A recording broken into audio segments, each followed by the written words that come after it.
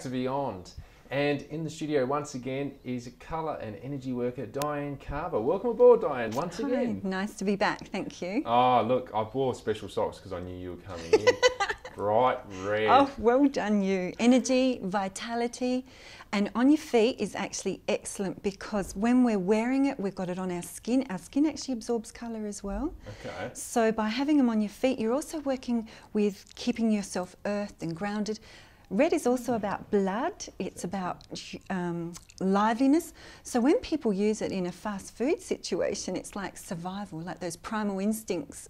Which is where we left off last week. We were talking about the fast food situations and how they use the certain colours to basically get into your psyche so you go and purchase food from them. Absolutely, it's a huge industry to understand the way that we take in information and how we make decisions about the choices in our lives.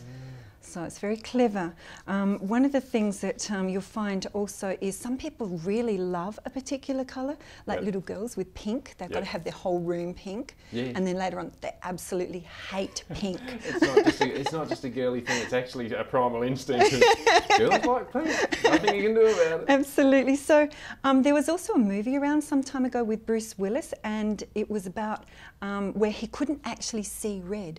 So red was completely taken out of his whole frame of reference. Yeah, really? Absolutely. And I knew a lady also who couldn't wear white, and so her wardrobe was completely out of white. So what was the rationale behind well, not being often able to it's wear to white? do with an emotional reaction to a particular colour. Yeah.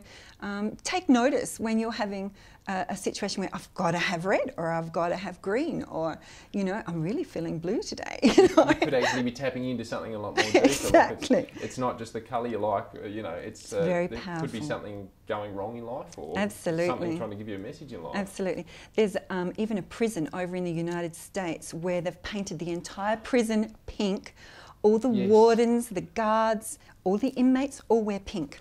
I've read about that, and they've had this, like a huge decrease in the violence and the calmness of the prison. Yeah. Aggression is almost non-existent within that prison system, so it's a very powerful reaction. Might have to try that with my kids at home. I'm gonna paint the whole house pink.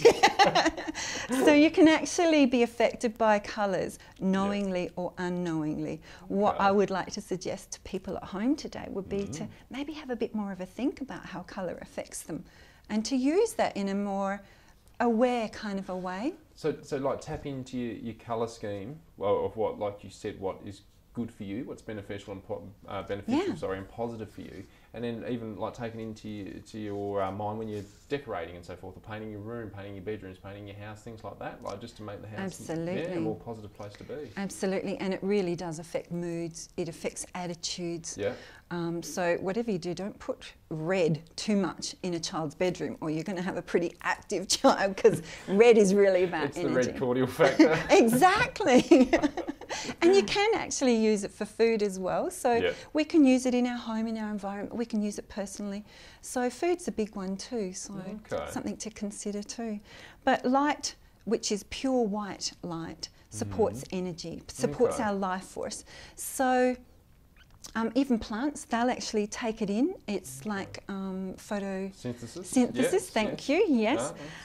So yeah, there's also seen and unseen colours. So you'll see, like at the extreme of that is ultraviolet, and the other end of that is infrared. So yes, what we see, which I actually saw yesterday, was a beautiful rainbow. So you actually see the rainbow spectrum. And it's quite something.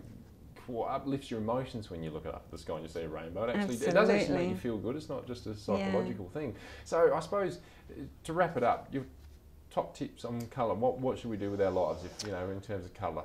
Okay, well, we've talked about red. I mean, really take an awareness of colours around you. Orange is more about creativity and feelings. Yellow's about intellect, like your emotional intelligence.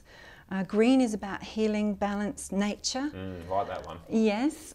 Blue is about communication, and your violet is about thought and consciousness and manifestation. So beautiful, beautiful. Have some fun with it. Thank you, Dianne, for coming on to Be On again and making us just feel better with colour. Fantastic. Thank you for having me, and I hope everyone's enjoyed it. Excellent. Stay tuned for a lot more interesting topics on Beyond.